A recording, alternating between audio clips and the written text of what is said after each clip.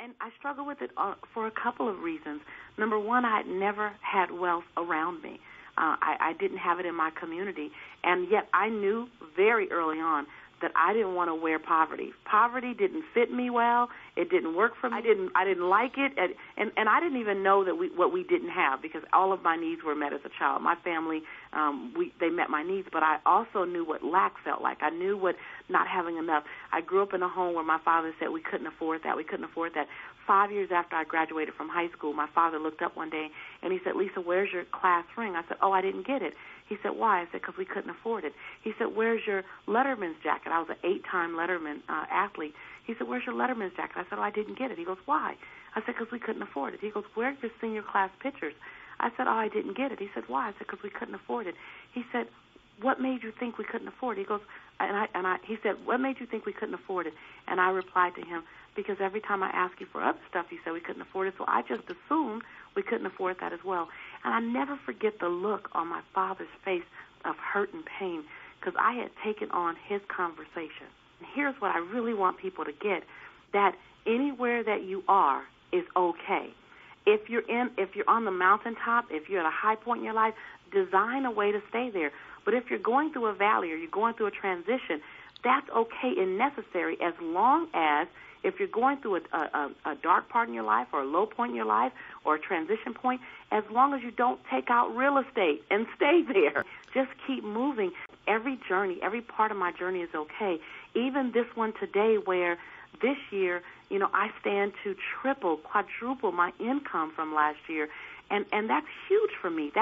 I'm now in a place where I don't even think in my wildest dreams I had imagined, because I saw myself as, I'm going to help teens in L.A., Los Angeles. Now I'm going to help teens on the West Coast, and now I'm going to help teens in the United States, and now, I'm international on my way to South Africa. And this part of the journey is okay as well. When you talk about our perception that wealthy people, in some way, there's something out of integrity about them, I am very happy to say that I'm creating wealth for my son, and I'm creating wealth and abundance for myself. I don't apologize for that. I've earned every step that I'm taking, that I have taken. I earned that seat next to Oprah Winfrey. I earned the bank account balance that I have.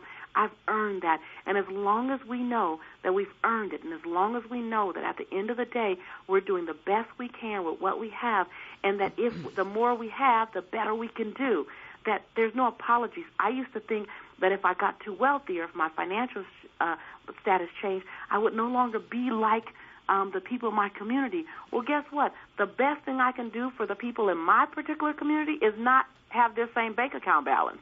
That's the best thing I can do for them, because then I can possibly teach and pull some people out.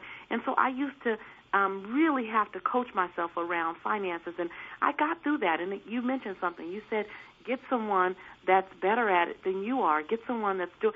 I had to find people that had healthier financial conversations and healthier relationships to money than I did. And I asked them to show me, to teach me, to mentor me. And I'm excited that I've had that breakthrough, because now I can reach back, because I know that someone that's had a background like mine or a background like yours, they'll hear it better coming from someone like us. And I just have to tell you that all 12 years I qualified for free lunch when I was in school. My son doesn't qualify for anything, and I'm absolutely okay with that.